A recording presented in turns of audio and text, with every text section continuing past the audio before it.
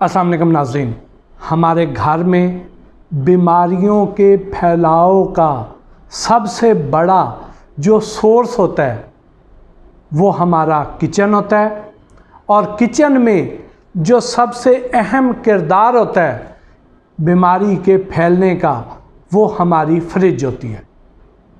अब इस फ्रिज के क्या SOPs हैं, हमें किन अवामिल का ख्याल रखना चाहिए, ये हम आज के इस वीलॉग में डिस्कस करेंगे। तो सबसे पहले अगर आप अपने घर में मौजूद फ्रिज को जहन में लाएं तो उसमें ज़्यादातर हमें दो खाने मिलते हैं। एक सबसे ऊपर वाला खाना जिसे हम फ्रीज़र कहते हैं, और दूसरा नीचे वाला खाना जिसे हम फ्रिज कहते हैं। अब इन दोनों के अलग-अलग SOPs हैं जो आपको नोट करके अपने पास रख लेने चाहिए, बल्कि इनको ज़बानी याद कर लेना चाहिए, ख़ास तौर पे हमारी ख़वातीन खाना को। अब सबसे पहले तो आ जाइए फ्रीज़र पर। जो फ्रीज़र है इसका दर्जा हरारत -18 से -22 तक होना चाहिए। आजकल अगर आपको किसी भी बड़े सुपर स्टोर में जाने का इत्तेफाक हुआ हो तो आप देखते हैं कि उनके पास एक टेम्परेचर गन होती है।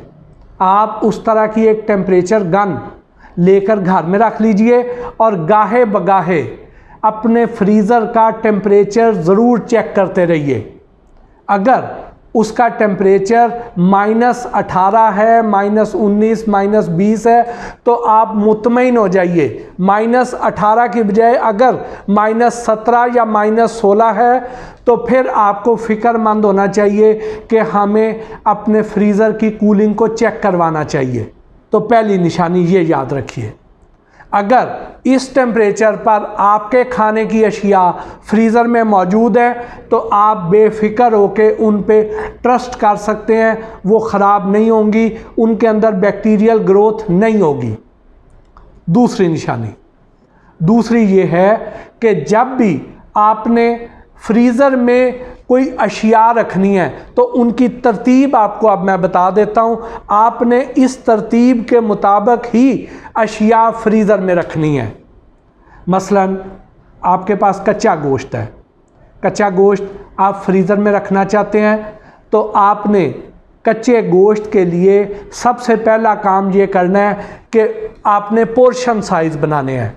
अगर आपके घर में थोड़े लोग हैं और आपका एक टाइम पर गोश्त जो है वो आधा किलो कंज्यूम होता है तो आपने आधा किलो के 2-4 पोर्शन जितना गोश्त लेके आए हैं उसको आप आधा किलो के हिसाब से डिवाइड कर लें और उतने पोर्शन बना लीजिए।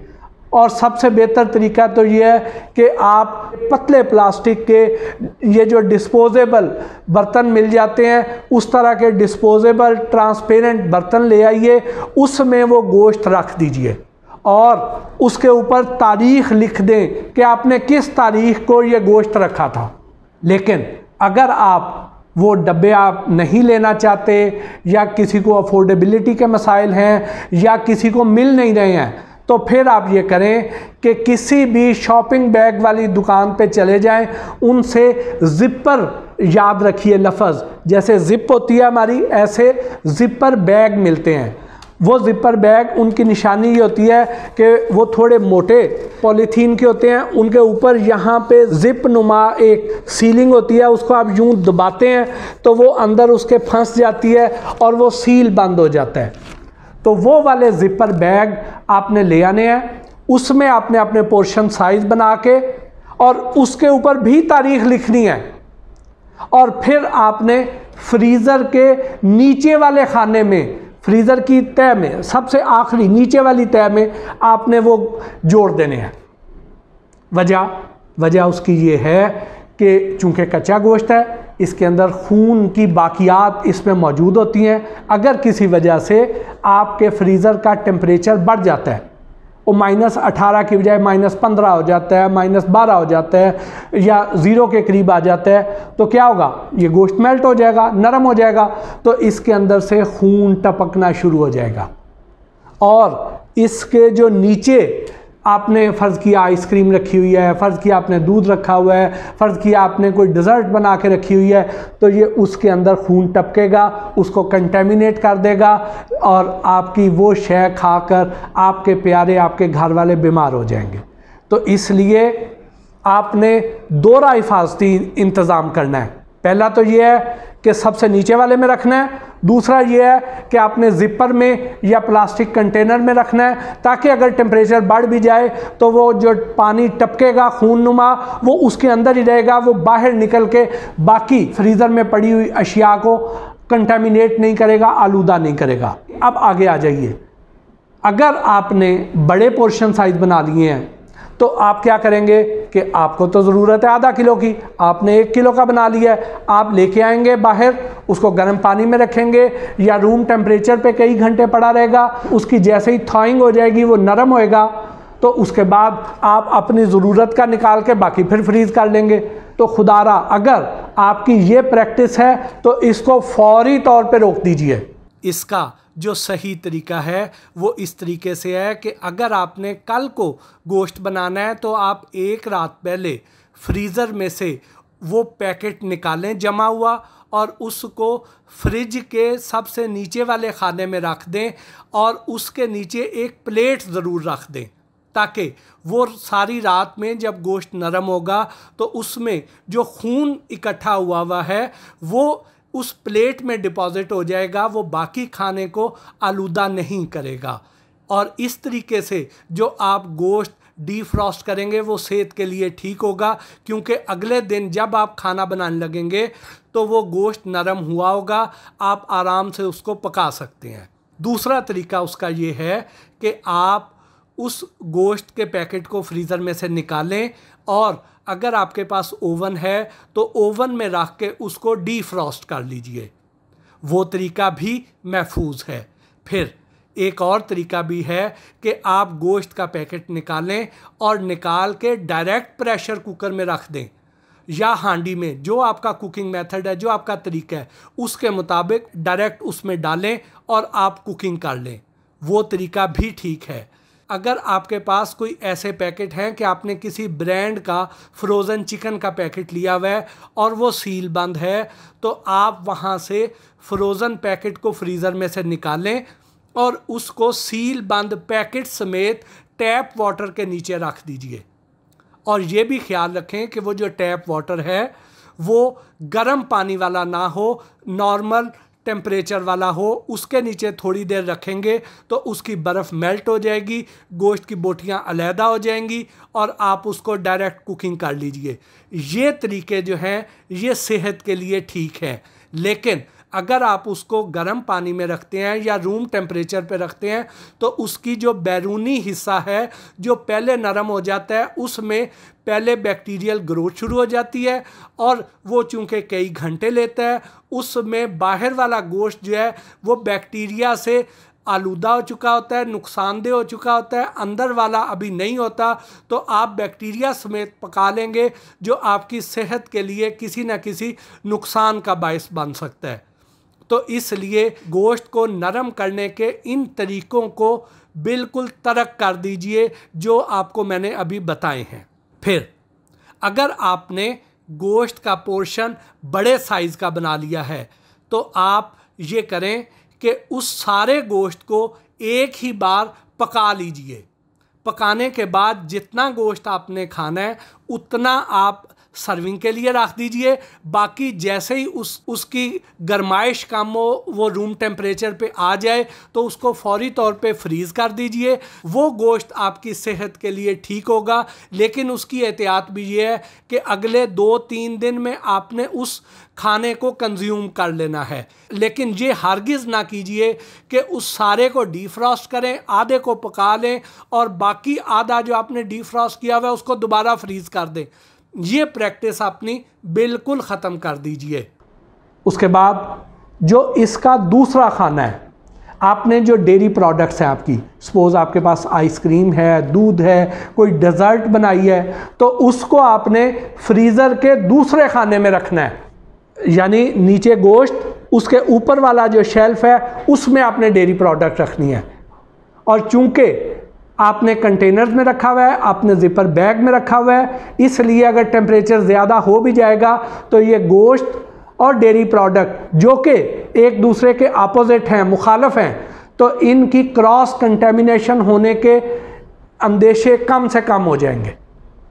इसलिए आपने इनको साथ साथ एक शेल्फ में भी नहीं रखना, और खुदा ना खास्ता रखना पड़ भी जाए तो फिर उस केस में रखें कि फिर आपने प्लास्टिक के कंटेनर में रखा हुआ है, ताकि वो एक दूसरे के साथ टच होने के इम्कानात ना होने के बराबर रह जाएं।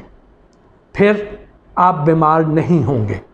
उसके बाद जो पानी के प्याले हैं बर्फ़ के लिए, वो आपने सबसे ऊपर वाले खाने में रखने हैं, क्योंकि अगर आप वो नीचे रख देंगे, बाकी अशिया ऊपर रख देंगे, तो वहाँ से अगर पानी के कतरे टपके वो बर्फ़ में भी आएंगे, पानी के अंदर शामिल होके बर्फ़ में चल जाएंगे, और आप वो बर्फ़ मिल्क शेक में डाल रहे हैं, आप ठंडे पानी में या शरबत में डाल रहे हैं, तो वो उसमें भी उस शय के बैक्टीरिया जो कि ज़िंदा होते हैं वो भी उसमें शामिल हो जाएंगे, और खुदा न खास्ता इस शदीद गर्मी में वो आपके लिए कोई ना कोई बीमारी लेकर आ जाएंगे।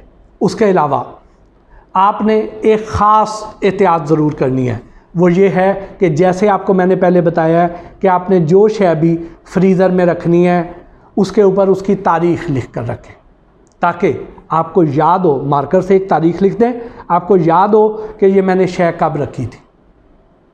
और जब भी शय को इस्तेमाल करना है तो आपने FIFO रूल अपनाना है। FIFO, first in first out. जो शय आपने पहले रखी थी वो शय पहले कंज्यूम करनी है, वो शय पहले इस्तेमाल करनी है। इसलिए ये असूल अपनी ज़िंदगी में याद रख लीजिए, फर्स्ट इन फर्स्ट आउट। अब आ जाते हैं जो शय आपने फ्रीज़र में रखी हैं उनकी एक्सपायरी की तरफ। अगर तो आपने फ्रीज़र का टेम्परेचर -18 से -22 तक मेंटेन कर लिया है और आपने ये कंटेमिनेशन भी नहीं होने दी है, आपने ज़िपर बैग बना लिए हैं या आपने प्लास्टिक के कंटेनर रख लिए हैं, आपने उनके शेल्फ भी आपने डिफरेंट रख दिए हैं, आपने उसमें से निकाल के उसको नरम करने के बाद दोबारा फिर आपने नहीं रखा है, आपने ये एहतियाती तदाबीर इख्तियार कर ली हैं, तो अब आप उस शय को 1 साल तक भी फ्रीज़ करना चाहें तो करके आप इस्तेमाल कर सकते हैं, बेफिक्र होके, आपको कोई ख़तरा नहीं है। लेकिन अगर आपने इन असूलों पर अमल नहीं किया, कहीं ना कहीं कोताही की है, तो फिर साल वाली बात नहीं है, महीनों वाली भी नहीं है। फिर कोशिश करें कि उसको 4-6 दिन में, हफ्ते में उसको कंज्यूम करें, लंबा अरसा ना रखें, क्योंकि आजकल फिर लोड शेडिंग शुरू हो गई है। अगर हमारे फ्रीज़र में बर्फ़ नहीं जम रही है, उसके अंदर पानी टपक रहा है, उसके अंदर जो अशिया रखी हुई हैं वो नरम हो रही हैं, आप उसका टेम्परेचर भी देख रहे हैं, तो फिर इसका मतलब ये है कि -18 टेम्परेचर मेंटेन नहीं हो रहा है। तो आप कोशिश करें कि ज़्यादा लंबे अरसे तक कोई शय भी उसमें ना रखें, जल्द से जल्द कंज्यूम कर लें। अब फ्रीज़र के लिए आखिरी एहतियात कि आपने फ्रीज़र में जो भी शय रखनी है वो आपने इस तरतीब से रखनी है, इस तरीके से रखनी है कि उनके अंदर थोड़ा थोड़ा गैप ज़रूर रखना है। ये ना हो कि आपने बहुत ज़्यादा उसे ठोस दिया हुआ है। थोड़ा थोड़ा गैप रखेंगे तो उससे फ़ायदा ये होगा कि अंदर जो ठंडी हवा की सर्कुलेशन है वो ईज़ीली हर शय तक पहुंच सकेगी। लेकिन अगर आपने उधर हर शय अंदर ठोस के रख दी है तो अंदर ब्रीदिंग स्पेस नहीं मिलेगी, उन अशिया को ठंडक प्रॉपर्ली नहीं मिलेगी। जब ठंडक प्रॉपर्ली नहीं मिलेगी तो वो सारी शय तक टेम्परेचर सही तरह नहीं पहुंच पाएगा और वो शय ख़राब हो जाएगी। इसलिए बराए मेहरबानी आप उसमें थोड़ी सी जगह ज़रूर रखिए। ये बिल्कुल ऐसे ही है कि अगर हमारी गाड़ी में सीटें 5 हैं और उसमें 5 लोग बैठ सकते हैं, तो ज़रूरी नहीं है कि हम 5 ही बिठाएं, या कई लोग तो उसमें 6-7 लोग भी घुसेड़ देते हैं, अंदर जहाँ जहाँ जगह मिलती है बच्चे भी घुसा देते हैं। तो उससे क्या होगा? उससे क्या होगा कि गाड़ी पे लोड ज़्यादा पड़ेगा, गाड़ी पे लोड ज़्यादा पड़ेगा, उसकी परफॉर्मेंस पे फ़र्क पड़ेगा। तो यही आलम हम फ्रीज़र के साथ भी करेंगे। अगर हम उस पर लोड ज़्यादा डाल देंगे तो उसमें ठंडक हर जगह तक नहीं पहुंचेगी, तो अशिया की लाइफ मुतासर होगी, उनकी एक्सपायरी जल्दी हो जाएगी। नाज़रीन, अब ये वीलॉग चूँकि लंबा हो गया, हम दूसरे वीलॉग में आपको फ्रिज के बारे में बताएंगे जी। इसके साथ ही आज के इस वीलॉग से अपने मेज़बान मोहसिन भट्टी को इजाज़त दीजिए। अल्लाह ने के बाद।